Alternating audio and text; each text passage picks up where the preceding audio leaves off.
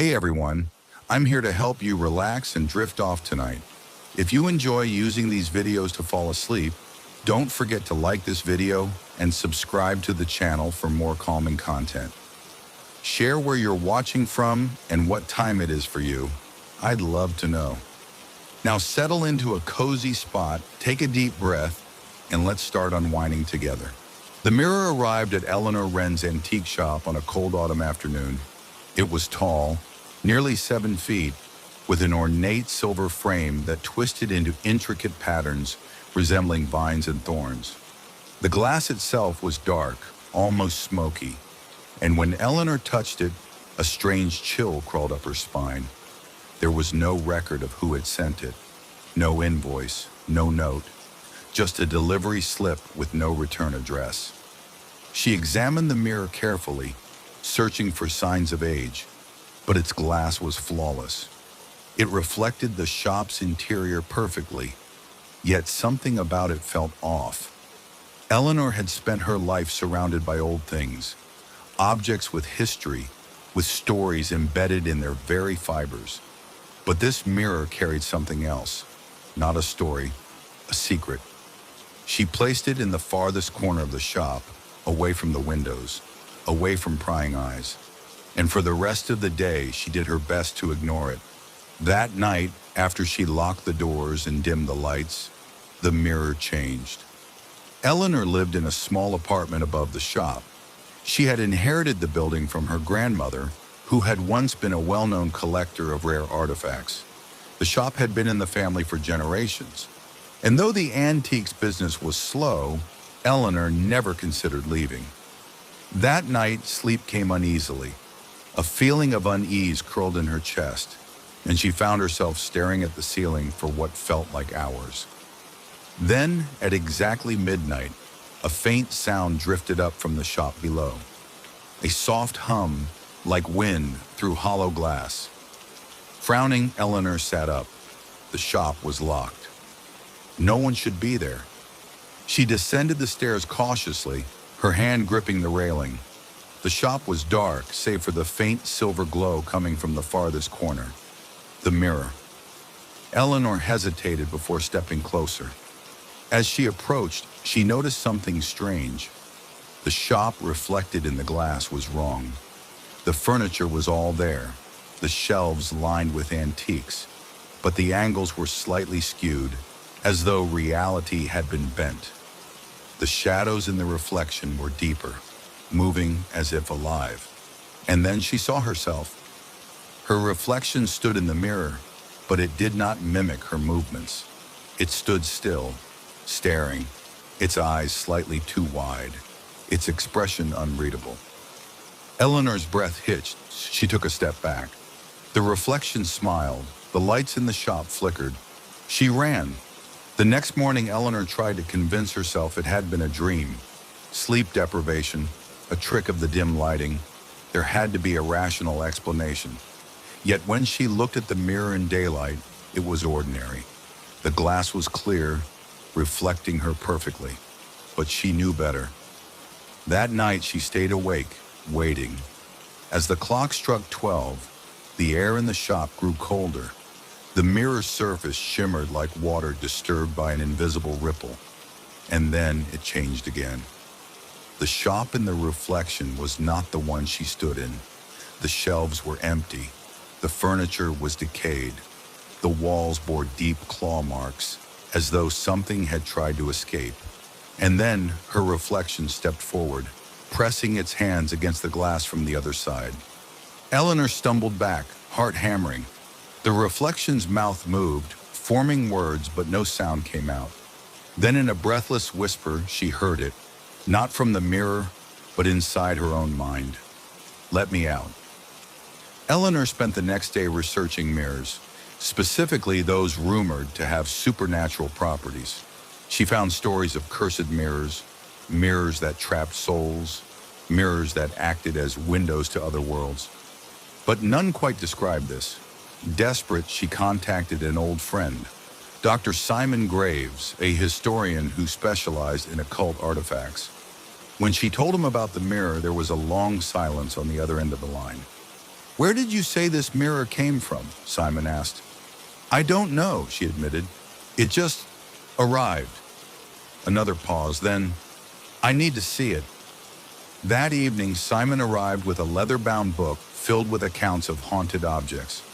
As soon as he stepped into the shop, his face paled. You feel that? He whispered. Eleanor nodded. The air was heavier, like the pressure before a storm. Simon flipped through his book and stopped on a page with an illustration of a mirror eerily similar to hers. The text beneath it was in Latin, but the translated caption read, "The Midnight Glass, a mirror that distorts reality, trapping its owner in a reflection not their own." Eleanor's stomach turned. What does that mean? Simon glanced at the mirror, then back at her. It means if you keep looking into it, eventually it won't be you looking back. That night they decided to test it together. At midnight they stood before the mirror and waited. As the time struck 12, the mirror's surface rippled. The reflection of the shop darkened. The furniture and the glass warped into grotesque shapes. The walls peeled away to reveal something vast and endless behind them. An abyss filled with shifting figures. And then, their reflections changed. Eleanor's reflection was grinning now, a wide, impossible smile stretching across her face. Simon's reflection, however, was different. It was someone else entirely. A man in old-fashioned clothing, his face gaunt, his eyes hollow. His mouth moved, whispering something they could not hear. Then suddenly the shop around them flickered. For a split second, they were inside the reflection. The ruined walls, the claw marks, the endless dark beyond. Eleanor gasped and stumbled backward, breaking whatever force had momentarily pulled them in. The mirror returned to normal, showing only their true reflections. Simon exhaled sharply. We need to get rid of it, now. They tried everything. Covering it with a cloth didn't stop the whispers. Moving it didn't lessen the feeling of unease. And when they attempted to take it outside, the door would not open. The mirror wanted to stay, and worse, it wanted something else. The following night, Eleanor woke to find herself standing in front of the mirror. She didn't remember getting out of bed. She had been pulled there. In the glass, her reflection was speaking. This time she could hear the words clearly. The longer you resist, the closer we become. Eleanor's hands trembled. Who are you? The reflection's grin widened. I am you, and soon you will be me. The surface of the mirror rippled again, and for the first time, Eleanor saw it. The figure behind her reflection, a twisted version of herself, its eyes sunken, its body stretched unnaturally. It raised a hand. Eleanor screamed. Eleanor knew then that she had only one choice. If she couldn't remove the mirror, she had to destroy it. She grabbed the heaviest object she could find, a cast iron candle holder, and swung. The mirror screamed, not the sound of glass shattering, but something alive. The reflection fractured, black liquid oozing from the cracks like ink. The air pulsed with a force that nearly knocked her off her feet. Then silence. The mirror lay in shards, and the heavy weight in the air lifted. The distorted reality faded, and the whispers stopped. For the first time in days, the shop was just a shop. Eleanor never sold another mirror again, but sometimes at midnight, she swore she could still hear a voice in the back of her mind. You broke the glass, but did you break the reflection? They called it the Black Bell of Durnwick. No one knew when it had first been forged, nor who had placed it in the crumbling bell tower on the edge of town. It stood alone, overlooking the mist-choked valley below, its iron-blackened surface covered in strange markings that no scholar could decipher. The townsfolk feared it, but none dared to remove it, because the bell, they said, only tolled for those about to die. No one rang it. No rope hung from its rusted frame. Yet when death approached, whether by illness, accident, or violence, the bell would sound its hollow, mournful knell. sending its deep, echoing chime rolling across the valley. And within 24 hours, someone would die, every single time. Dr. Julian Graves had spent his career studying myths and folklore, but the story of the Black Bell intrigued him more than any other. Legends of death bells existed across cultures, yet none were as eerily consistent as this one. When he first arrived in Dernwick, the locals were less than welcoming. "You'll bring a curse upon yourself," warned an old woman outside the inn. "No one goes near the bell and comes back the same." Undeterred, Julian set up his equipment, cameras, audio recorders, even a weather monitor to see if wind could explain the bell's mysterious tolling. That first night, as he sat near the bell tower with his journal in hand, the valley was silent save for the occasional hoot of an owl. He watched the ancient bell, barely visible in the moonlight. It did not move. He exhaled, disappointment creeping in. Perhaps this was nothing but a local superstition, a trick of the wind or the imagination. Then just as he turned to leave, bong! The sound cut through the night like a blade, vibrating in his chest. Julian's breath caught, his hands trembled, because the air was still. No wind, no force had struck the bell. It had tolled on its own, and at that moment, Julian felt something watching him from the darkness beyond the tower. Julian barely slept that night. The echo of the bell had lodged itself in his mind. By morning, the town was restless. Whispers filled the marketplace. People avoided his gaze. Then came the news. A young farmer, just 23 years old, had been found dead at the base of a ravine. His neck was broken.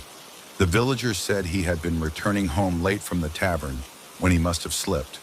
But Julian had seen him that evening, healthy and laughing over his ale. The bell had tolled, and the man had died. Julian's stomach twisted. This wasn't a legend. This was real. Determined to understand, Julian pored over town records, speaking with the oldest residents. He learned the bell had stood in the tower for hundreds of years. Some claimed it was forged in the time of plagues, meant to warn of approaching death. Others whispered it had been placed there by a priest who had defied the church, his punishment to be bound to the bell for eternity. But one account unsettled Julian the most, a faded journal entry from 1742, written by a frightened townsman. "The bell tolls not for the dying, but for those it chooses to take." Julian read it again, his pulse quickening. What if the bell wasn't warning of death? What if it was summoning it? 3 nights later, Julian returned to the tower with a plan. He was going to record the tolling, prove it was an anomaly. He set up his camera, aimed it at the bell, and waited. Hours passed. The wind howled. Midnight neared. Then, bong! The sound hit him like a hammer, rattling his bones. But it wasn't just the sound. It was the feeling. Something unseen coiled around him, suffocating, cold as the grave. Then Julian realized something terrible. The bell had tolled, and this time, it had tolled for him. Terror seized him. He grabbed his camera and ran. The night air was thick, suffocating, pressing against him as though something unseen was trying to drag him back. The path blurred beneath his feet. His heart pounded. His lungs burned. Then, a shadow moved in front of him. Julian skidded to a halt. The figure was tall, faceless, its form shifting like smoke. It reached toward him. "You are chosen!" A whisper, ragged, ancient. Julian turned and sprinted. He didn't stop until he reached the inn, slamming the door behind him. He locked every bolt, every window, and curled into a chair, gasping for breath. The bell had marked him. He had 24 hours. Morning came with a bitter truth. Julian had to leave. He packed his bags, stuffing his journal and camera inside. He had proof. He could leave this cursed place and never return. But as he stepped outside, the townsfolk stared at him with quiet resignation. They knew. No one marked by the bell had ever survived. He got into his car, turned the key. Nothing. The engine refused to start. Julian's pulse quickened. He tried again, and again. Nothing. He ran to the nearest house begging for help, but the villagers only shook their heads. "You belong to the bell now," an old man muttered. "No," Julian whispered. "No, I can fight this." Then behind him, bong, a final mournful toll. Julian's vision blurred. His body lurched forward as though pulled by invisible hands. The road beneath him twisted, the sky darkened, and the world tilted. Then, by morning, they found Julian at the base of the bell tower. His neck was broken. No one touched the body. No one spoke. The wind carried the faintest echo of the final toll, a sound that faded into the valley. The black bell of Durnwick had claimed another, and in the silent dawn, it waited, cold and unmoving, until the next name was called. There is a town that only exists at night. It has no place on any map, no record of its founding, no road signs pointing the way.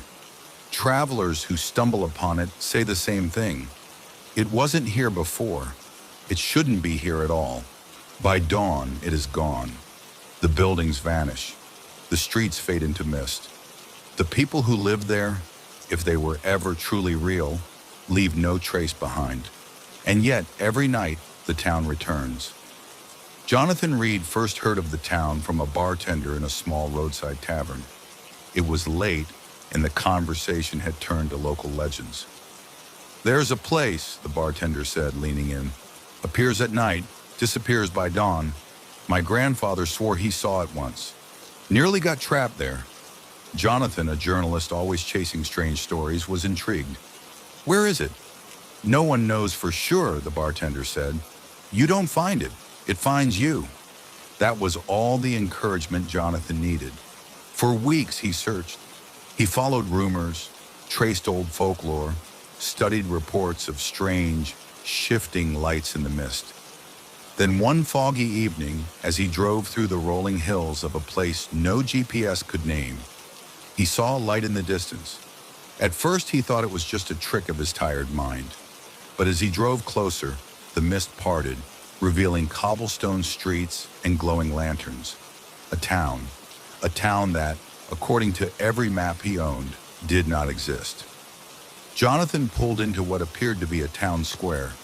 It was eerily silent. The air smelled faintly of damp earth and something else, something old, like forgotten places and dust-covered memories. The buildings were a strange mix of architecture, Victorian storefronts, stone cottages, towering structures that didn't belong in any one time period. A wooden sign hanging by rusted chains read, "Welcome to Midnight Hollow." He stepped out of his car, his breath visible in the unnaturally cold air. The streets were empty, but he felt watched. Then he saw them. People. They were standing in doorways, peering from behind curtains, their faces half hidden in shadow. Their expressions were not of welcome, but of fear. A woman in a long, faded dress stepped forward. "You shouldn't be here." Jonathan cleared his throat. "I'm just passing through." "No one just passes through," she whispered. A man older, his face lined with worry, shook his head. "You have until dawn. Leave before then." Jonathan frowned. "Why? What happens at dawn?" The woman opened her mouth, but before she could answer, a bell tolled, low, hollow, echoing through the empty streets. The townsfolk flinched, and suddenly doors slammed shut. Curtains snapped closed. Within moments, Jonathan was alone. The air felt thicker. The ground beneath him shifted. Somewhere deep in the town, something moved. Jonathan explored cautiously, taking photos, jotting down notes. Every step felt heavier, as if the town itself resisted his presence. Shadows stretched where they shouldn't. Street lamps flickered, casting elongated figures that twitched and jerked. In a small bookstore, he found old journals written by past visitors. I have been here for 3 nights. I cannot find the way out. The streets change when I turn my back. They say the town disappears at dawn, but I fear something else happens instead. A chill ran down his spine. Then in the dusty reflection of the bookstore's window, he saw a figure standing behind him. Jonathan spun around, but there was no one there. The clock tower struck 3. The mist thickened. The buildings blurred, their edges dissolving like ink in water. Jonathan's breath quickened. He ran back to his car, fumbling with his keys. He had enough. Enough proof. Enough stories.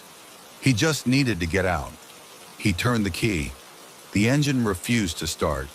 The buildings wavered. The street beneath him rippled. He tried again. Nothing. A whisper rose in the air. Dozens of voices speaking at once. The town does not disappear. We disappear with it. Jonathan turned, his heart hammering. The townspeople stood at the edges of the mist, watching him with hollow, desperate eyes. Then, the world collapsed around him. The last thing he heard was the bell. Tolling, tolling, tolling. The sun rose over an empty landscape. Where Midnight Hollow had stood, there was nothing, just an empty stretch of road, untouched by time. Jonathan Reed's car sat abandoned, dust-covered and rusted, as if it had been there for years. There was no sign of him, no sign of the town, just silence, waiting for night to fall once more. In a forgotten corner of the city, down a narrow alleyway where the gas lamps flickered weakly against the dark, there stood a shop that few dared enter. Gideon's Marionettes had once been a place of wonder, where puppets of all shapes and sizes graced the shelves, their wooden faces frozen in expressions of joy, sorrow, and mischief. But now dust covered the windows, and the door creaked on rusted hinges. No children pressed their noses to the glass in fascination. No laughter echoed within. For those who had dared to enter in recent years spoke of a single puppet, a puppet unlike any other, a puppet that moved without strings. Emil Varga had been making puppets for over 50 years. His hands, once steady and sure, had grown frail, but his passion had never waned. He had crafted kings and queens, jesters and thieves, each carved with such precision that they seemed almost alive. But as time passed, business dwindled. The world no longer wanted handcrafted marionettes. It wanted machines, flashing lights, and moving pictures. So he poured all his remaining skill, his very soul, into his final creation. A puppet that needed no strings, a puppet that could dance on its own. The wood he used was different, darker than any he had worked with before. It had come from an ancient tree, gifted to him by a traveling merchant with a knowing smile. The eyes, set deep within the carved face, gleamed with an unsettling awareness. When Emil placed the finished puppet upon the workbench, it moved, not with the stiffness of wood, nor the clumsy jerk of a doll. It turned its head, it blinked, and then it smiled. At first, Emil thought he was imagining things. The puppet was only a creation of wood and paint, nothing more. But when he turned away, he heard the soft scrape of movement against the wooden floor. He whirled around. The puppet was no longer on the workbench. It stood on the floor, its tiny feet perfectly balanced, its carved fingers twitching. "Impossible," Emil whispered. The puppet tilted its head, and then it spoke. The voice was not that of a child, nor of anything human. It was a whisper, low and dry, like wind through dead leaves. "You gave me life." Emil's breath caught in his throat.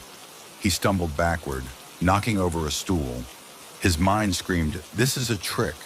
Yet the puppet's expression remained fixed, a sly, knowing grin. He had built it, every inch of it. He had carved the lips, the joints, the delicate fingers. He had painted the eyes, but he had not given it a voice. The puppet moved closer, its small feet tapping against the floor. You are old, it said. You are weak, but I can help you. Emil's heart pounded. Let me stay, the puppet whispered. Let me be real. A chill swept through the room. Emil knew, deep in his bones, that this was no ordinary puppet. Something had entered it. Something that did not belong in this world. But as he looked down at his trembling hands, at the wrinkles lining his skin, at the memories of a once thriving shop now empty and forgotten, he felt a terrible temptation rise within him. What do you want? He asked, his voice hoarse. The puppet smiled wider. A trade. No one saw Emil Varga after that night. The shop remained locked, its curtains drawn. Dust gathered on the shelves, untouched by time. But those who passed by on stormy evenings swore they saw something in the window. A figure, small, wooden, and alive, dancing, with no strings. And if you listened closely, just beyond the rattling of the wind, you might hear laughter. A high, unnatural laughter. The laughter of something that was never meant to be alive. No one knew where the journal came from. It was found in the back room of an antique shop, tucked away in a stack of forgotten books. The leather cover was cracked with age, the pages yellowed but untouched by ink. There was no title, no name, no markings to indicate where it had come from or who had owned it before. But the moment Daniel Harper opened it, he knew it was not an ordinary journal, because the words had already begun to appear, words he had not written, words that described events before they happened. Daniel Harper was not the kind of person who believed in the supernatural. He was a historian, a man of logic, facts, and records. He had spent his life piecing together the past, writing about things that had already happened, not things that had yet to come. But when he flipped open the old leather journal, he saw something that made his breath catch in his throat. In perfect, elegant handwriting, the words stretched across the page. A man named Daniel Harper will buy this journal at exactly 2:17 p.m. He will hesitate before purchasing it, but curiosity will win over caution. He will take it home, unable to shake the feeling that it has chosen him. Daniel snapped the book shut, his heart hammering. It was a trick. It had to be. But when he looked at his watch, the time read 2:17 p.m. And when the shopkeeper asked if he was ready to check out, he hesitated for just a moment. Then, despite the knot forming in his stomach, he said, "Yes, I'll take it." That night, Daniel sat at his desk, staring at the journal. He ran his fingers over the worn leather, feeling the indentations of age. He flipped to the first blank page, half expecting to see something else written there. Nothing. Tentatively, he picked up a pen and scrawled, "What are you?" The ink settled. The page remained unchanged. He sighed, feeling foolish. But just as he was about to close the book, the letters began to appear. Slowly, as if an invisible hand were guiding them, they formed a response. I am the past before it happens, the future before it is known. I am the whisper of time before it is spoken. Daniel swallowed hard. His hands trembled. Then another line of text appeared. Tomorrow morning at 8:32 a.m., your phone will ring. It will be bad news. Daniel barely slept that night. He awoke before dawn, his mind buzzing with questions. Had he imagined it? Was it some elaborate prank? He paced the floor, staring at his phone. Then, at exactly 8:32 a.m., it rang. His heart pounded as he reached for it. Hello? Mr. Harper, a solemn voice said. I'm calling from St. Luke's Hospital. It's about your father. Daniel's breath caught. His father had been sick for months, but the doctors had said he had time, that it wasn't serious yet. I'm sorry, the voice continued. His condition worsened overnight. We think you should come in. Daniel nearly dropped the phone. His vision blurred. The journal had been right. For the next week, Daniel couldn't bring himself to touch the journal. His father was stable but weak, the doctors uncertain about how much time he had left. And Daniel couldn't shake the feeling that if he opened the journal again, it would tell him exactly when his father would die. Did he want to know? Would knowing make it worse or better? The temptation gnawed at him. On the seventh night, he gave in. He opened the book, and on the fresh, blank page, the words were already waiting for him. "You cannot change what is written." Daniel's hands shook. "No," he whispered. "That can't be true." He grabbed a pen and wrote, "If I know the future, I can change it. I can stop things from happening." The ink barely had time to dry before the journal responded. "Try if you wish. But time is a river, not a road. You can swim against the current, but the water will always pull you forward." Daniel's grip tightened. "No," he muttered. "I can change it. I have to." And then a new entry began to appear, one that made his blood run cold. "Tomorrow at exactly 10:45 p.m., Daniel Harper will die." Daniel felt as though the floor had vanished beneath him. He read the words over and over, willing them to disappear, to change. But they didn't. They were a sentence, a fact, a death sentence. His mind reeled. How? Why? Was it an accident? A murder? Could he stop it? The journal had predicted the phone call. Had it known his father would fall ill? Had it been warning him, or simply stating what was inevitable? He refused to sit and wait for death to claim him. So at exactly 10:30 p.m., he left his apartment. He drove. He took random turns, avoiding any destination. If he wasn't anywhere specific, if he kept moving, then whatever fate was written couldn't find him. 10:40 p.m. He kept driving. 10:44 p.m. His hands gripped the wheel so tight his knuckles turned white. 10:45 p.m. He exhaled. Nothing happened. He let out a nervous laugh. He had done it. He had beaten the journal. And then, headlights, blinding, rushing toward him. A horn blared, a crash. And then, the next morning, a stranger entered an antique shop. He was drawn to a dusty old book sitting among forgotten things. A journal bound in cracked leather, its pages yellowed with time. He picked it up, flipping it open to the first page. His breath caught as he read the words appearing before his eyes. "A man named Thomas Grayson will buy this journal at exactly 2:17 p.m. He will hesitate before purchasing it, but curiosity will win over caution. He will take it home, unable to shake the feeling that it has chosen him." The shopkeeper smiled. "That one's special," he said. And Thomas, like Daniel before him, had no idea what he was holding in his hands. In the quiet town of Black Hollow, where the hills rolled gently beneath an ever-gray sky, there was a cemetery that had stood for over 200 years. Most of the graves were old, their headstones weathered and cracked, but time had been kind to the land. Ivy climbed the iron gates, wildflowers blossomed between the stones, and the scent of damp earth and blooming roses always lingered in the air. But there was one grave where nothing grew. No grass, no flowers, no moss creeping over the edges of the stone, just bare, dead earth. A patch of lifeless soil in the middle of an otherwise thriving cemetery. The townsfolk spoke of it in hushed tones, crossing themselves when they passed by. Children dared one another to step onto it, only to run away screaming when an eerie chill brushed their skin. And no matter how many times the caretakers tried to plant new grass, to sow new life into the soil, it remained barren, because something beneath that grave did not rest. Eleanor Price had always been fascinated by things that others feared.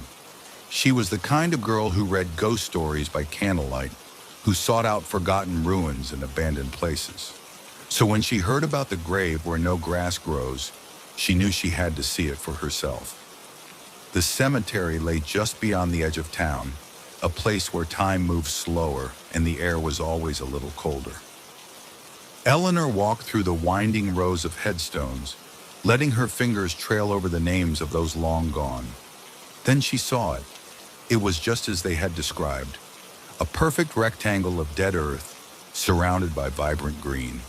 The headstone was simple, worn by time, the name barely legible. She knelt, brushing dirt away from the engraving. Thomas Grayson, born 1812, died 1836, betrayed in life, forgotten in death. A gust of wind whistled through the trees, rattling the branches, and Eleanor could have sworn she heard a whisper, a voice soft and broken. "Help me." She froze. Her breath hitched. Had she imagined it? The wind, perhaps. But then, beneath her fingertips, she felt the ground shift. That night, Eleanor couldn't sleep. The grave lingered in her mind, the words on the headstone echoing in her thoughts.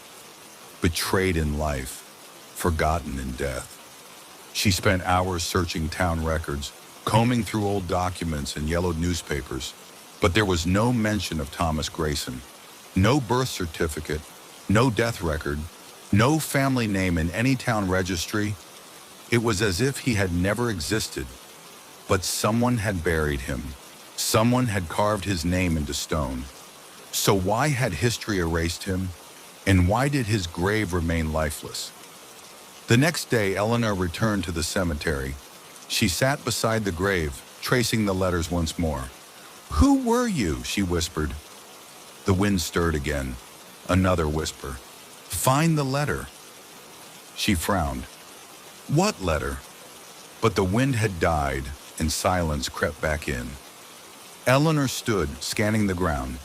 If there was something hidden, it would be buried deep beneath the soil. Unless... Her eyes flickered to the headstone.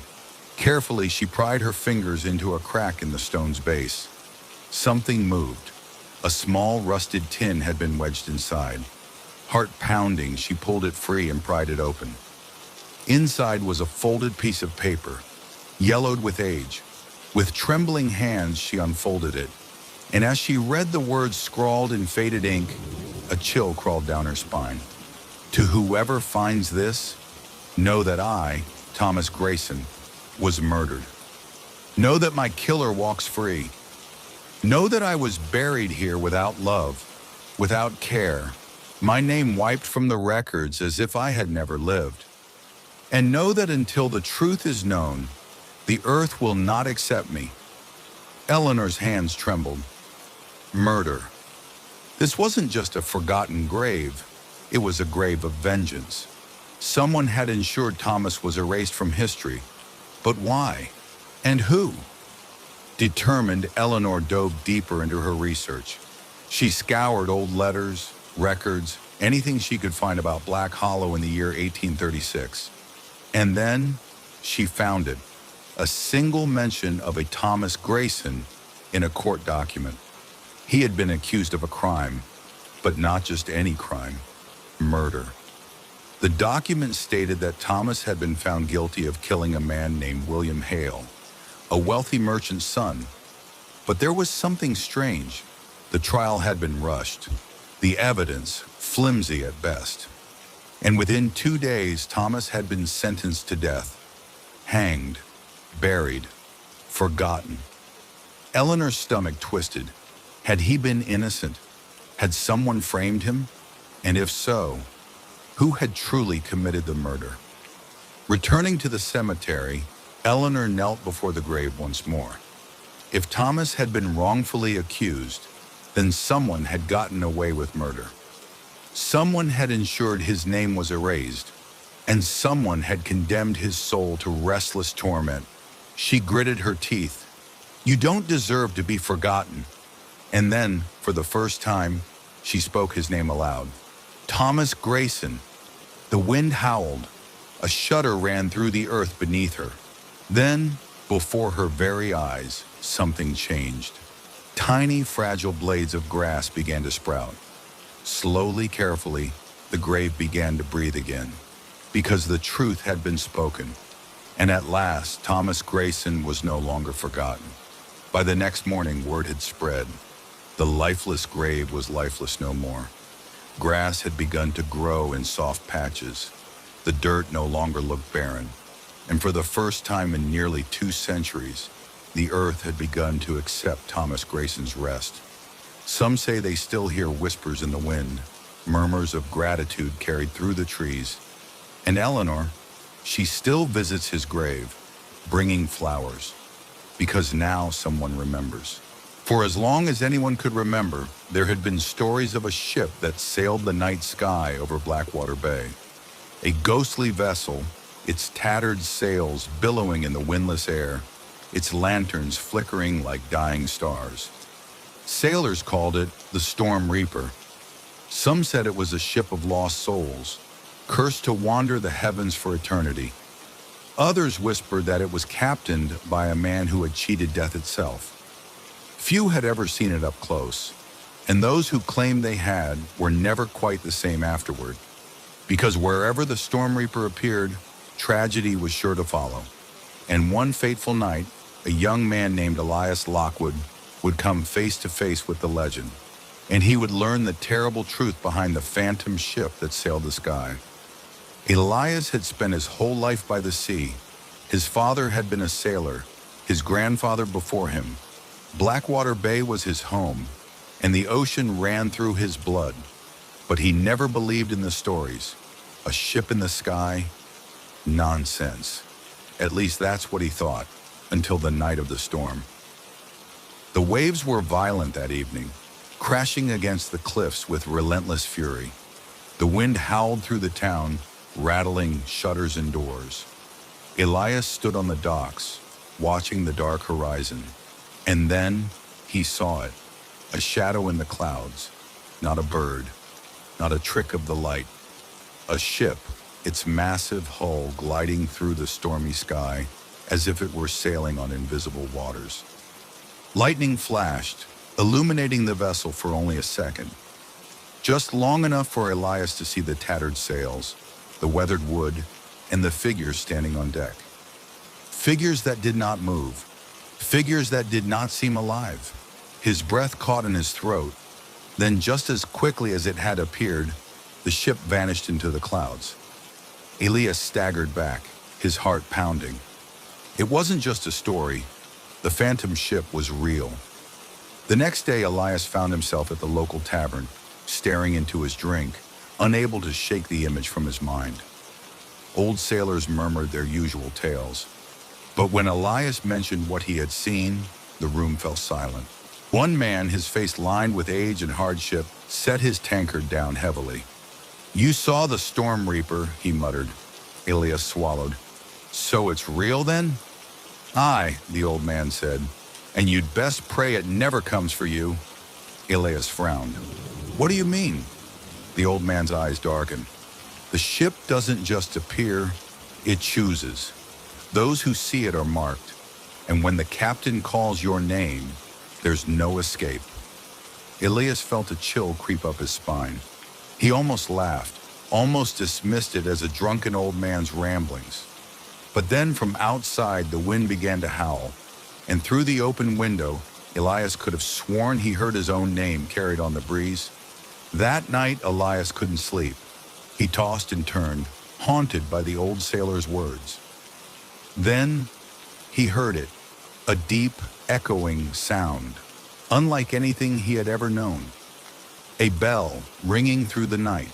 He shot up from bed, heart hammering. Through the window, the sky was wrong. The stars had vanished. The moon was hidden.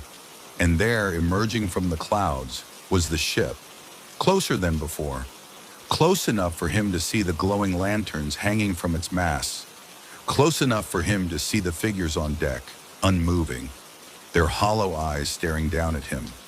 Then, a voice, deep, commanding, not from the sky, but from within his mind. Elias Lockwood. His blood ran cold. The captain was calling his name. Before Elias could react, a gust of wind howled through his room. The walls disappeared. The ground beneath him vanished. And in an instant, he was no longer in his small seaside home. He was standing on the deck of the Storm Reaper. The ship rocked beneath his feet, yet they were high above the world, sailing through a sea of stars. He turned and saw them, the crew, Men and women dressed in old sailors' garb, their faces pale as moonlight. Some were missing limbs, others bore wounds that had never healed, and at the helm stood a figure cloaked in darkness, the captain. His eyes glowed like embers in the night. His coat was long and tattered, as if it had been caught in a storm for centuries, and on his skeletal hands he wore rings made of bone. Elias tried to move, to speak, to scream, but he couldn't. The captain stepped forward. "You have seen my ship," he said. His voice was a storm itself, deep and endless. "And now, you must choose." Elias swallowed, forcing the words from his dry throat. "Choose what?" The captain extended a bony hand. "Join my crew," he said, "or take my place." Elias's heart stopped. The crew, the pale, silent figures. They were the ones who had seen the ship before him. They were the ones who had chosen to stay. And those who did not. His eyes flickered to the wheel, to the helm, to the place where the captain stood, the place where someone always had to stand. That was the price. There would always be a captain, and if Elias refused, the captain would be free, and Elias would be doomed to sail forever in his place. The wind howled around them. Elias looked at the captain, looked at the crew, looked at the endless sky stretching beyond the ship. He had no choice. With a shaking breath, he reached out. The captain smiled, and then darkness. The world around him faded, and when Elias opened his eyes again, he was standing at the helm of the Storm Reaper. The rings of bone were now on his fingers. The crew stood before him, waiting, and in the town below, a young sailor stood on the docks, looking up at the sky, seeing a phantom ship for the very first time. Elias took a breath, and then, in a voice that was no longer his own, he called the sailor's name, and the cycle began again. The town had no name, not officially anyway. If you asked the people who lived there, they might give you different answers. Hollowbrook, Ashbourne, Black Hollow. But if you asked them how they got there, when they arrived, or where they had been before, their faces would go blank, because no one in the town remembered arriving, and once you entered, you never left. Daniel Hale had been driving for hours. His hands were stiff on the wheel, his eyes dry and aching. The road signs had stopped making sense a while ago, and his GPS had long since given up. "Recalculating," it kept saying. "Recalculating." Eventually, even the voice gave up. The screen flickered, then went dark. Daniel sighed, rubbing his face. The road stretched endlessly before him, winding through dense trees that seemed to grow taller with each passing mile. Then, he saw it. A sign, barely illuminated by his headlights. "Welcome to Black Hollow population?" Daniel frowned. The sign looked old, as if it had been standing there for decades, untouched by time. The population count was nothing but 3 question marks. His gut told him to turn around. But where would he go? The gas gauge was nearly empty.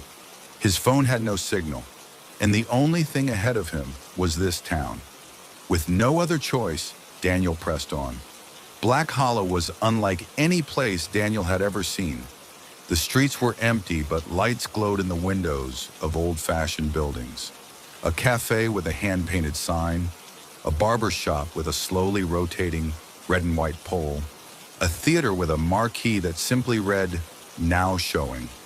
Yet there were no cars, no footsteps, no sounds of life. It was as if the town was waiting. Then, movement. A woman stepped out of a shop, brushing dust from her apron. An old man sat on a bench, reading a newspaper with no date. A group of children ran past, laughing, but the sound seemed muted, as if coming from far away. Daniel pulled over and got out of his car. As soon as his feet touched the pavement, he felt it. A strange weight pressing down on him. Something about this place was wrong. But when he turned, his car was gone. Not stolen, not moved, simply gone, as if it had never been there at all. And deep inside him, A terrifying realization began to take shape. He could not remember where he had been before this moment. The townspeople were kind, too kind. They greeted him as if they had known him for years. "Morning, Daniel," said a man in a brown suit, tipping his hat. "Good to see you again," said a woman at the bakery, handing him a loaf of bread he didn't remember ordering. Daniel tried to ask questions, but each time he was met with the same confused look. "How did I get here?" he asked. "You've always been here," they replied. "No, I was driving." "Driving?" they echoed, frowning, as if the word was foreign. Frustrated, Daniel pressed harder. "Where is this place?" "Home," they said, "but I don't belong here." And then something changed. The air grew still. The kind smiles faltered. "You mustn't say that," whispered the old man on the bench. "Why?" Daniel demanded. The old man's hands shook. "Because if you remember, you disappear." The more Daniel tried to remember, the worse things became. He started noticing gaps. A street that hadn't been there yesterday, a shop that changed signs overnight, people who vanished without a trace. "Where's the bartender?" he asked one evening, sitting at the town's only pub. The other patrons stared at him. "Who?" the woman next to him asked. He gestured toward the empty bar. "The guy who runs this place. I just saw him last night." The woman's face went pale. "There's never been a bartender here," she whispered. Daniel's blood turned to ice. He remembered talking to the bartender, remembered the sound of his voice, remembered the drink he had poured, but the others didn't. And when Daniel turned back to the bar, the stool where the bartender had always sat was covered in dust, as if no one had been there in years. Daniel couldn't let it go. There had to be an explanation. And then he found the library, a place of dust and silence. Rows of books with no titles, shelves filled with empty pages, except for one, a single black book resting on a wooden pedestal. It had no title, no author, only a name, Daniel Hale. With trembling fingers, he opened it. And then he remembered.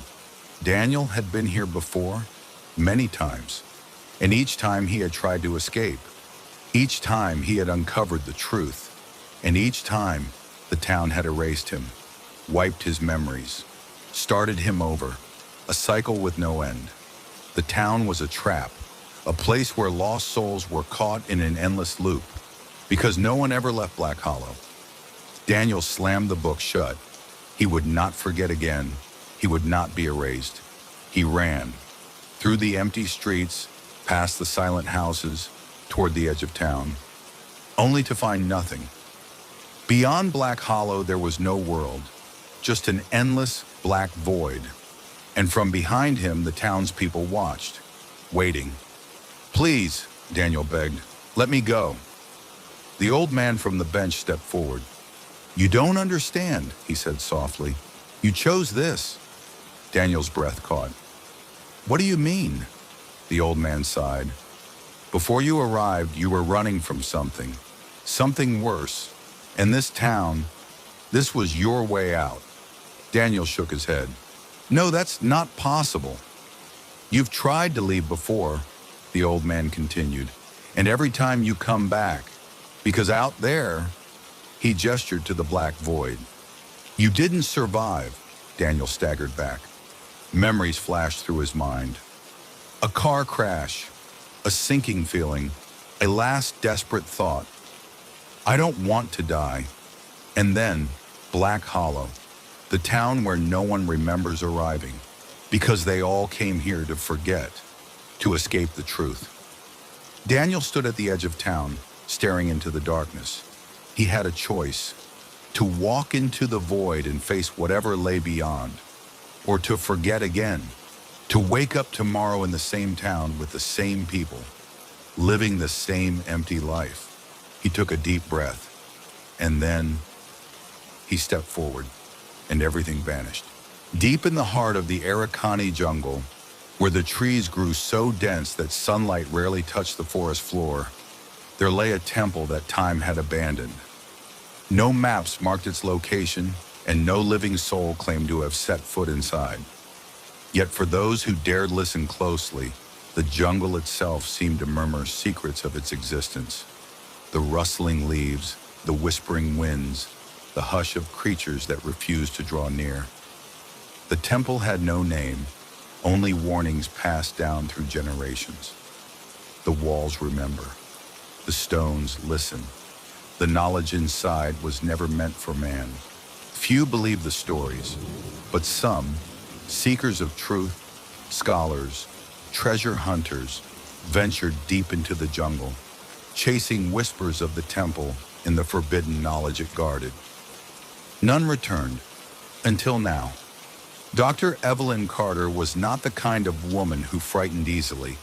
She had spent years unearthing ruins across the world, from the frozen crypts of Siberia to the scorching tombs of the Sahara. Her reputation as an archaeologist was built on her relentless pursuit of lost history, no matter the risks. So when she received a letter, unsigned, written in a shaking hand, detailing the location of a forgotten temple buried in the depths of the Arikani jungle, she knew she had no choice but to go. The letter spoke of knowledge hidden within the temple, knowledge that defied time itself. And Evelyn had always been drawn to the impossible. She assembled a team. Marco, the experienced guide who knew the jungle's secrets better than anyone. Daniel, the linguist who could decipher dead languages. And Priya, the photographer and historian who documented everything they found. They were all skeptics, but they had agreed on one thing. If the temple truly existed, it could change history. With supplies packed and machetes in hand, they ventured into the jungle. The journey was grueling. The jungle did not welcome them. It pushed back against their intrusion. The heat was suffocating, and the air buzzed with the constant drone of insects. The deeper they traveled, the more the jungle seemed to resist. Paths twisted upon themselves, compasses spun erratically, and their guide, Marco, grew increasingly uneasy. "There is something wrong here," he muttered on the third day. Evelyn dismissed his fears. Old myths meant to scare off explorers, superstition. But that night, as they camped beneath the thick canopy, something whispered her name. It was faint, barely more than a breath carried on the wind. She told herself it was the jungle playing tricks on her. But when she looked at her companions, she saw the unease in their eyes. She wasn't the only one who had heard it. On the fifth day, they found it. The jungle parted like a curtain, revealing an ancient structure of black stone, its surface slick with moss and time. The temple was massive, its design unlike any civilization they had ever studied. No carvings, no markings, just a yawning entrance that led into darkness. As they stood before it, the jungle fell silent. No birds, no insects, just an oppressive stillness, as if the world itself held its breath. Priya raised her camera, but the moment she pressed the shutter, the device short-circuited in her hands. She cursed, shaking it. "Dead! It was fine this morning." Daniel pulled out his notebook, ready to sketch, but as he placed his pencil to paper, he hesitated. He blinked, confused. "I just forgot what I was going to write." Marco refused to go inside. "This place is cursed," he said, voice tight with fear. "I will wait here. If you do not return by nightfall, I leave." Evelyn nodded but ignored his warning. She stepped forward, Daniel and Priya reluctantly following. The temple swallowed them whole. Inside, the air was cold, thick with something that felt alive. Their flashlights barely penetrated the darkness, casting long shadows along the stone corridors. The walls were smooth, polished as if untouched by time. Then the whispers began. They came from nowhere and everywhere at once, soft, indistinct murmurs threading through the air. The words were in no language they recognized, yet they understood them. "You should not be here," Priya gasped. "Did you hear that?" Daniel nodded, his knuckles white around his flashlight. We should go. Evelyn pressed on. The deeper they ventured, the louder the whispers grew. They slithered into their minds, speaking truths they should not know. Daniel's breathing turned ragged. He clutched his head. They're telling me things I've never told anyone. Priya turned to Evelyn, her face pale. They know us. Evelyn refused to be afraid. It's just the mind playing tricks, she told herself. Echoes in the stone. But she knew that was a lie. They reached the heart of the temple, a vast chamber with a single altar in the center. Upon it lay a stone tablet, covered in symbols that should have been impossible to read.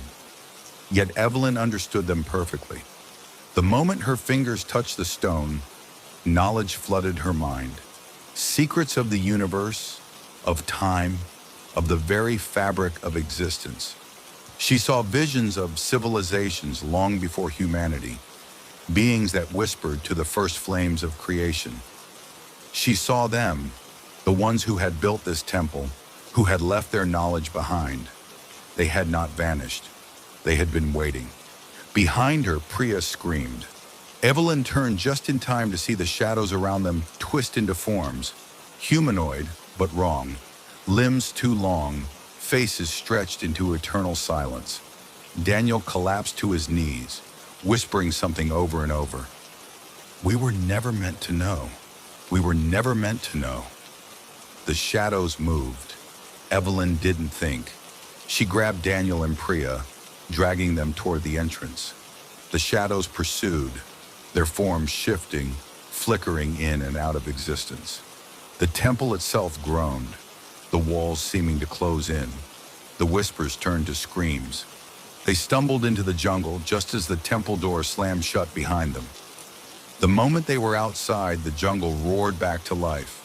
Birds crying, wind rustling, insects humming. The whispers were gone. Marco was waiting, eyes wide with terror. You shouldn't have gone inside. Evelyn turned to the temple. It stood as it had before, silent and imposing. But she knew now that it was never abandoned. It was watching, and it was waiting for the next to seek its forbidden knowledge. Evelyn never spoke of what she learned that day. The knowledge remained in her mind, a constant whisper in the quiet hours of the night. But she understood the warning now. Some knowledge was never meant to be found. Some doors should never be opened, and some whispers should never be answered. The legend of the staircase had persisted for as long as anyone in Braemore could remember. Hidden deep in the forest, among the towering oaks and ancient ruins, there was said to be a stone staircase that spiraled endlessly downward. No one knew who built it or why, but the stories were clear. If you found the staircase and began your descent, you wouldn't return the same, or at all. Skeptics dismissed the tales as local folklore, meant to keep children from wandering too far into the woods.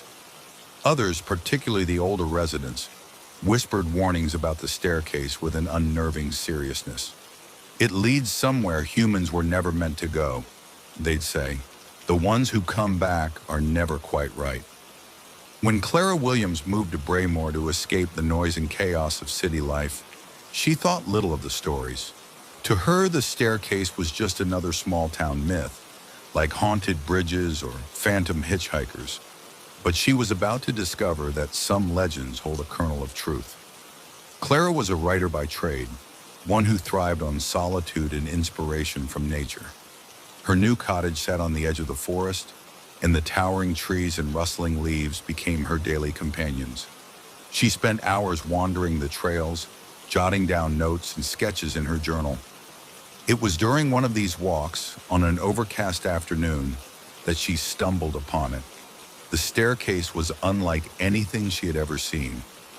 Carved from dark stone, it spiraled downward into the earth, its edges worn smooth by time. Moss and vines clung to its surface, as though the forest itself were trying to reclaim it. A strange, faint hum emanated from the opening, barely audible but impossible to ignore. She stood at the edge, peering down into the shadowy depths. The steps seemed to go on forever, vanishing into darkness far below. Clara's curiosity flared. She didn't believe in curses or otherworldly realms, but there was something undeniably magnetic about the staircase. It called to her in a way she couldn't explain. Against her better judgment, she decided to descend. Just a few steps, she told herself, to see where it led. The air grew colder with each step Clara took. The sounds of the forest faded, replaced by an eerie stillness that pressed against her ears. The walls of the staircase seemed to shift subtly, as though the stone itself were alive. She paused to catch her breath, realizing she had already descended farther than she intended. Looking back up, she could no longer see the opening. The light from above had vanished, leaving her in a dim, otherworldly glow that seemed to emanate from the walls themselves. Clara hesitated, torn between continuing and turning back. But before she could decide, a faint sound reached her ears, a whisper so soft it was almost imperceptible. "Come deeper," it said. She froze, her heart pounding. "Hello?" she called out, her voice echoing down the staircase. There was no response, only the persistent hum and the faint whispering, like a chorus of voices just out of reach. Clara took another step, and then another. The walls around her began to change, the smooth stone giving way to something else, something organic. They pulsed faintly, like the rhythm of a heartbeat, and the air grew thicker, charged with an energy she couldn't identify. And then she saw it, a figure standing on the steps below. It was humanoid in shape, but unnaturally tall, its elongated limbs and featureless face making it appear almost insect-like. The creature tilted its head as if studying her, its movements unnervingly slow. Clara's breath hitched, and she took a step back. The creature didn't move toward her, but its presence was suffocating. She turned to climb back up, but the staircase behind her had shifted. The steps no longer spiraled upward. They descended, twisting and turning in impossible angles. Panic set in as Clara realized she was trapped. The only way forward was down. After what felt like hours, the staircase ended abruptly, opening into a vast cavern. Clara stepped onto the uneven ground, her shoes crunching on what looked like crystalline sand. Above her, the ceiling shimmered with lights that resembled stars, but the constellations were unfamiliar. The cavern was impossibly large, filled with strange structures that looked both ancient and alien. Towers of obsidian jutted from the ground, their surfaces etched with glowing symbols that pulsed like a heartbeat. Pools of liquid silver reflected distorted images, and the air was thick with an electric charge that made Clara's skin tingle. She wasn't alone. Dozens of figures moved through the cavern, their forms as strange and otherworldly as the ones she had seen on the staircase. Some glided effortlessly across the ground, while others seemed to phase in and out of existence, flickering like static on a screen. They paid her no attention, their focus on the structures and symbols around them. Despite their indifference, Clara felt an overwhelming sense of unease. She didn't belong here, and the longer she stayed, the more the cavern seemed to press in on her, as though it were aware of her presence. Clara's gaze was drawn to a massive archway at the center of the cavern. It was carved from the same dark stone as the staircase, but its surface was alive with shifting patterns of light. She felt compelled to approach it, though every instinct screamed at her to turn back. As she neared the archway, the whispers grew louder, forming coherent words. They spoke of a realm beyond time and space, a place where the boundaries between worlds blurred. The staircase, she realized, was a doorway, one that connected her world to this strange alien one. But the whispers carried a warning as well. The staircase demanded a price. Those who descended too far risked losing themselves, becoming part of the world below. Clara glanced back at the cavern. The figures she had seen earlier were now watching her, their eyeless faces turned in her direction. She understood then that they were not inhabitants of this world. They were travelers like her, ones who had descended too far and could no longer leave. Clara's pulse raced as she turned back toward the staircase. The figures began to move toward her, their fluid, jerky motions filling her with dread. The archway behind her pulsed, and for a moment, she felt an almost irresistible pull toward it. "No," she whispered, clutching the railing of the staircase. She began to climb, her legs burning as she forced herself upward. The whispers grew louder, turning into a cacophony of voices pleading, commanding, and mocking her. The staircase shifted beneath her feet, and the walls pulsed as though alive. But Clara didn't stop. After what felt like an eternity, she saw the faint glow of daylight above. She stumbled out of the staircase, collapsing onto the forest floor as thunder rumbled in the distance. When she looked back, the staircase was gone, replaced by an unbroken patch of earth. Clara returned to her cottage, but she was never the same.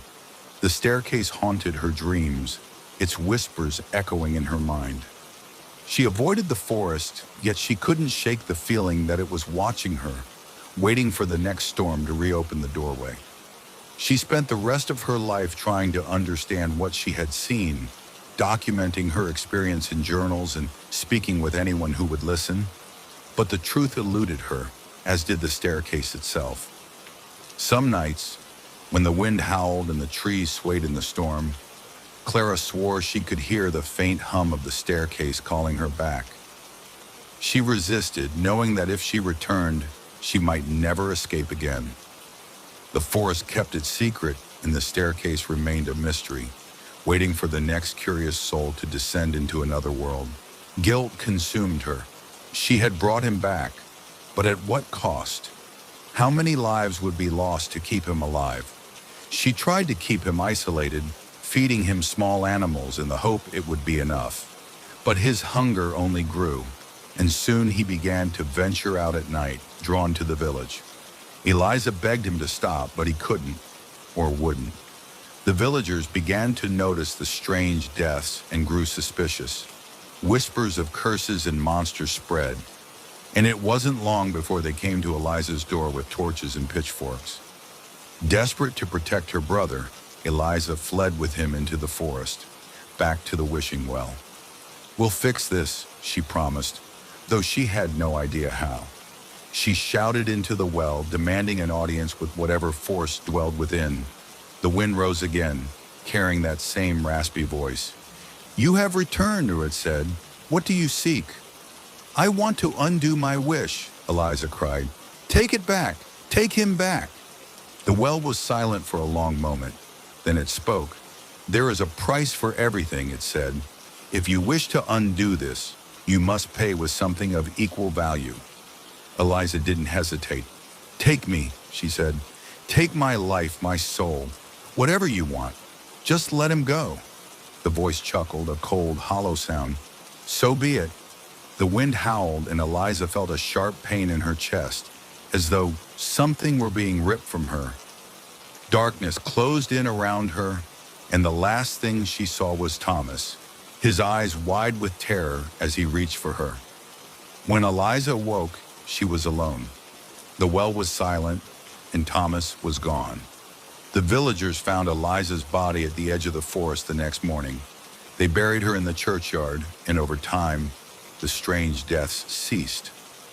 The wishing well became a tale of warning once more, a reminder of the dangers of seeking what should not be sought.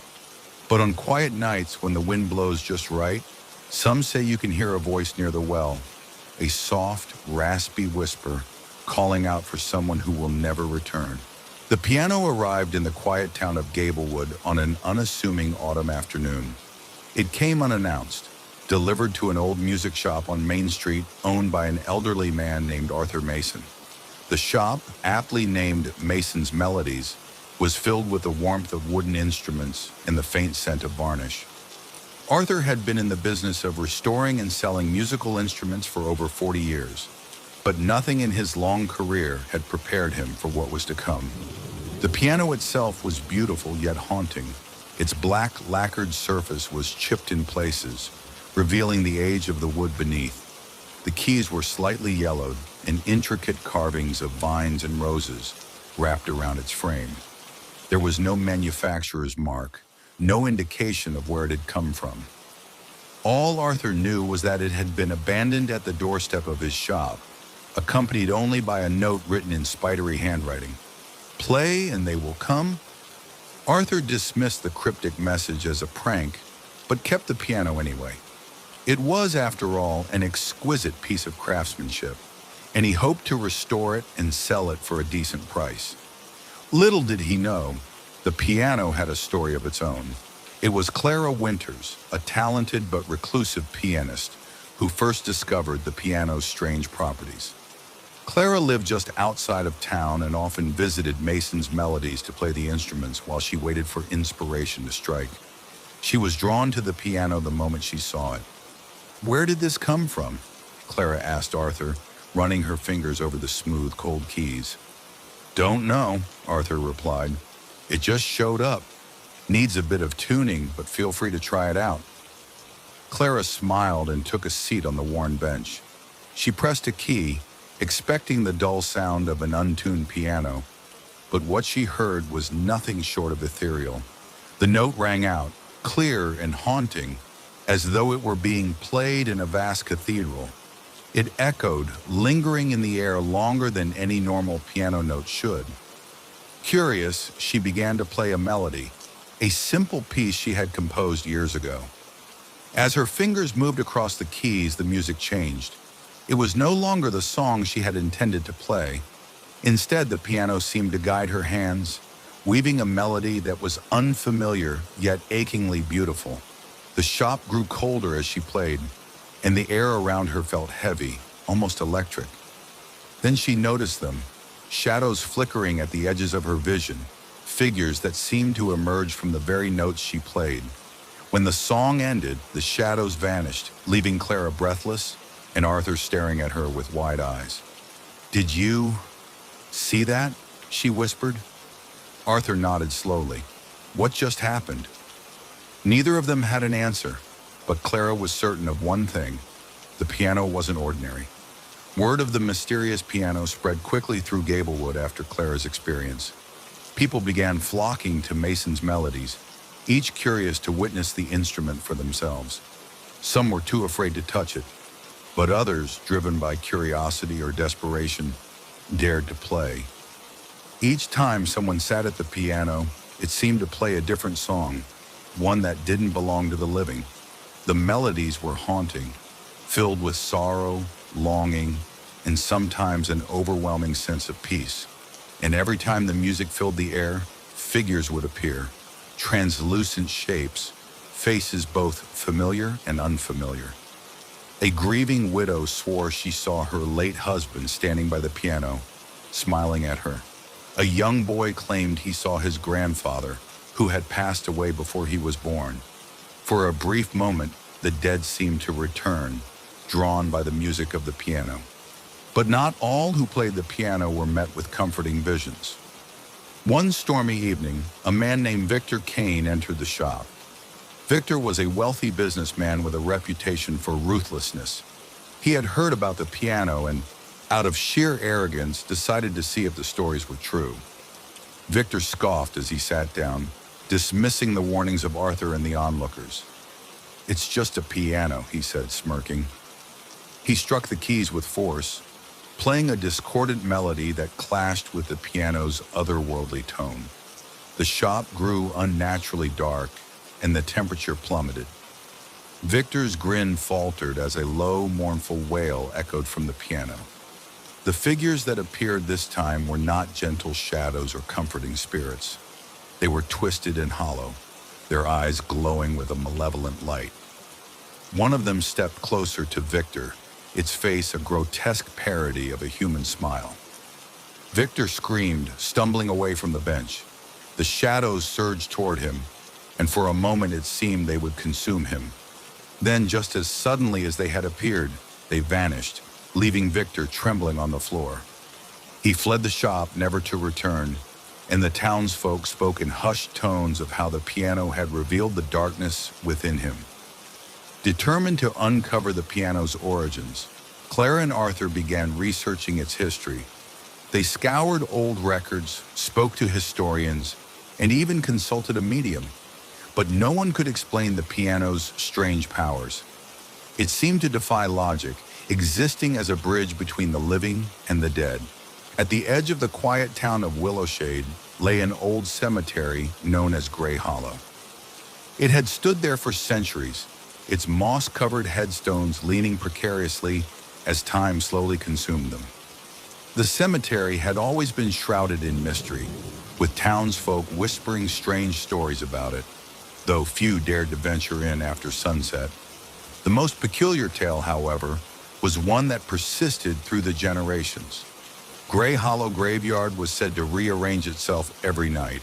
The legend claimed that no map of the cemetery could ever stay accurate for more than a day. Graves moved to new locations, mausoleums appeared to shift their positions, and the paths between the tombstones twisted into unrecognizable patterns. Some said the spirits of the dead were restless, reshaping the graveyard in an eternal search for peace. Others believed that the land itself was cursed, warped by something ancient and unknowable. But these were just stories, dismissed by most as the product of overactive imaginations. Still, the eerie atmosphere of Grey Hollow was enough to keep even the bravest townsfolk away at night. That is, until Clara Reeves came to town.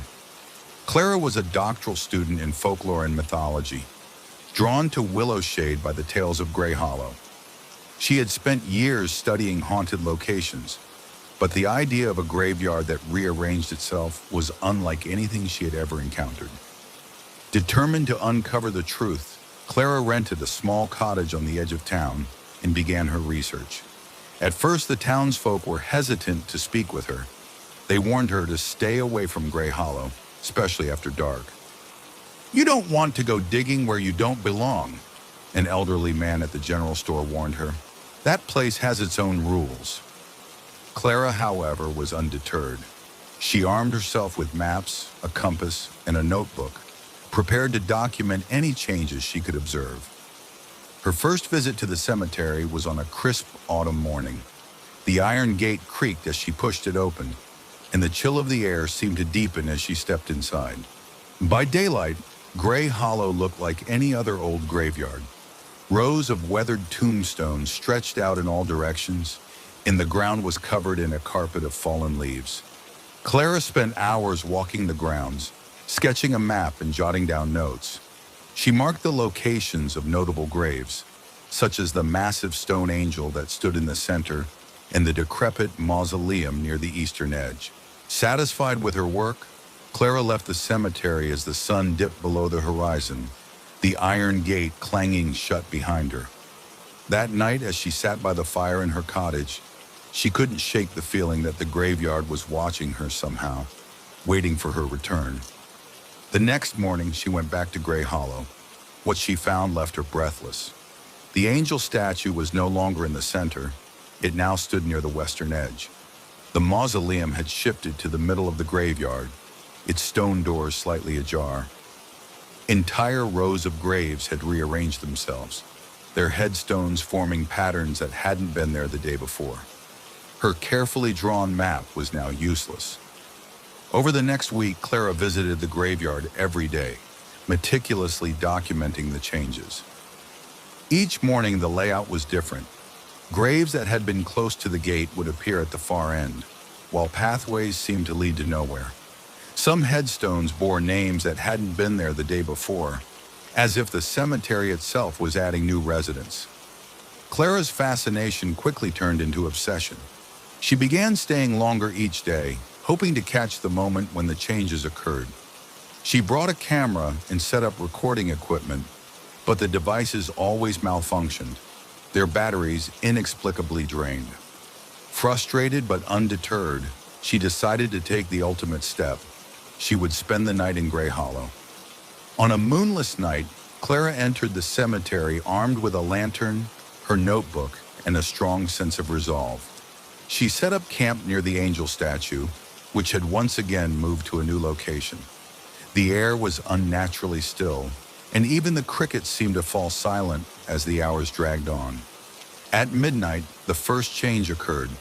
Clara felt it before she saw it, a deep, resonant hum that seemed to emanate from the ground itself. She turned her lantern toward the nearest row of graves and watched in astonishment as the headstones began to shift, gliding silently across the earth as if on invisible tracks.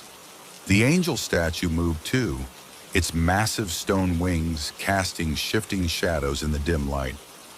Clara was mesmerized. She scribbled notes furiously, barely able to keep up with the changes. But as the cemetery continued to rearrange itself, a new sensation crept over her. She was no longer alone. Out of the corner of her eye, Clara saw movement. At first, she thought it was her imagination, but then she saw them, shapes emerging from the darkness. Wispy, translucent figures drifted between the tombstones, their faces pale and expressionless. They didn't walk so much as glide, their forms barely tethered to the earth. Clara froze, her breath caught in her throat. The spirits didn't seem to notice her at first, their focus entirely on the shifting graves. But then one of them turned, its hollow eyes locking onto hers. Slowly others followed suit, their ghostly faces turning toward her as if recognizing her presence for the first time. Clara's lantern flickered, its light growing dimmer by the second. The spirits began to move toward her, their forms growing more solid with each step. Panic surged through her, and she bolted, weaving through the ever-changing pathways of the graveyard. In her frantic escape, Clara stumbled upon something she hadn't seen before. A massive, ancient tree in the center of the graveyard. Its gnarled roots twisted around a circular stone altar, and the ground beneath it seemed to pulse with energy. Clara realized this was the source of the graveyard's power. The spirits closed in, their whispers growing louder, an unintelligible chorus of sorrow and anger. Desperate, Clara placed her hand on the altar, feeling a surge of icy cold shoot through her arm. The whispers stopped, and the spirits froze, their forms wavering like smoke in the wind. A single voice emerged from the silence, deep and resonant. "Leave this place," it said. "You do not belong here." Clara didn't need to be told twice. She fled the cemetery, her lantern extinguished, guided only by the faint light of the stars. When she reached the iron gate, she didn't look back. Clara left Willowshade the next morning, abandoning her research. She told no one what she had seen, but the experience haunted her.